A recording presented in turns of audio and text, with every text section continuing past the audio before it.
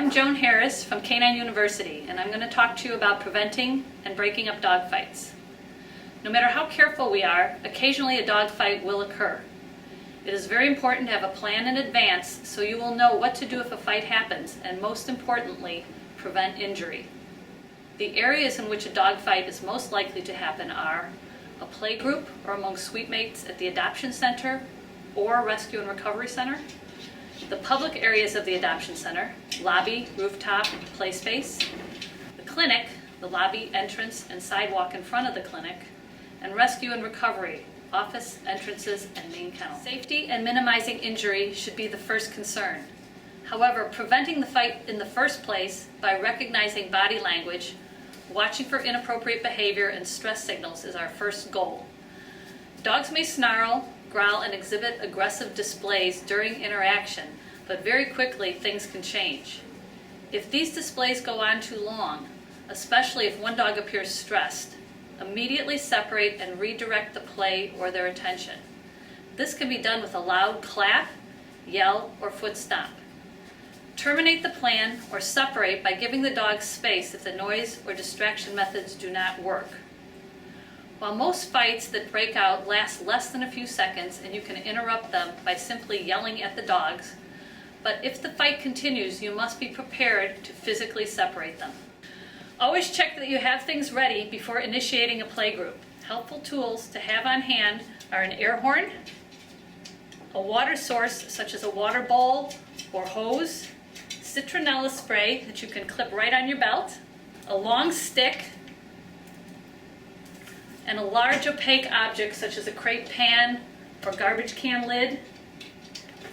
These items all can be found in the bite prevention stations situated throughout each of the facilities. If a dog fight breaks out, don't panic. Immediately clear the area of dogs and humans not involved in the fight. It is not uncommon for other dogs to jump into a fight, making the situation worse. It is important to note, dog fights can be very loud and vocal. Do not grab dogs by the collar or put your hands or any other body parts between the fighting dogs. It may seem like the natural thing to do, but a dog is very likely to redirect their aggression while in the midst of a fight.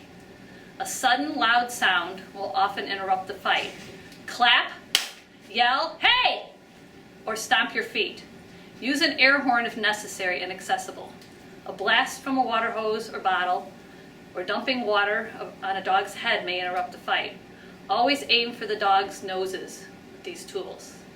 If the above methods do not work, try putting something between the fighting dogs. Again, making sure that all hands and other body parts are as far away as possible. A broom handle or long stick, such as this one, a crate pan, or a large opaque object, or a baby gate work well. Keep the dogs apart until you gain control with a leash or slip lead, and immediately remove the dogs to a safe place and apart. In a more serious fight, one dog may grab the other and not let go. In this case, use a leash or slip lead for each dog. Lift the front feet of the dog that is holding on up off the ground and wait for him to release his grip. A blast of citronella spray from the bite prevention station may be necessary in extreme cases.